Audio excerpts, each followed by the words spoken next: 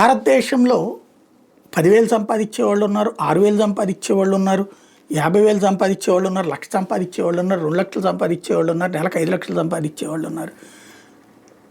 ఆ సంపాదనకి తగ్గట్టు వాళ్ళ జీవన విధానం ఉంటుంది. అమెరికాలోనైనా అంతే ఉంటుంది. అయితే ఇక్కడున్న లోయెస్ట్ అమౌంట్ అక్కడ నాట్ యాక్సెప్టబుల్, ఇక్కడ హయ్యెస్ట్ అమౌంట్లు అక్కడ యాక్సెప్టబుల్ అవుతుంది. అసలు ఇప్పుడు ప్రపంచంలో దాన్ని ఏమంటారు, ఇక్కడ ఇంతమంది బతికేయగలుగుతున్నారు.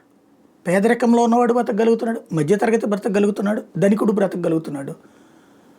చదువుల దగ్గర అట్లాంటి చోట్ల ఇబ్బంది వస్తుంది. ఇప్పుడు ప్రభుత్వాలు అట్లాంటి తల్లికి వందనాల, అమ్మ ఒడుల ఇట్లాంటివి అయ్యో ప్రయత్నిస్తుంది.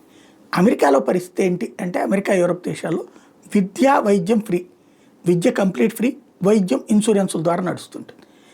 మిగుల్చుకోగలుగుతున్నారు ఇప్పుడు డబ్బులు. నేను ఈ మధ్యకాలంలో విన్నదైతే డబ్బులు మిగిలేది తక్కువైపోయింది అన్నటువంటి మాట చెప్తున్నారు. ఖర్చులు పెరిగిపోతున్నాయి, డబ్బులు మిగిలేది తక్కువ అన్నటువంటిది. అది నిజమా కాదా? అది కేవలం ఖర్చులు ఎక్కువ పెట్టుకునే వాళ్ళ జీవితాల్లోనేనా? ఇది ఎన్ఆర్ఐలే చెప్పాలి.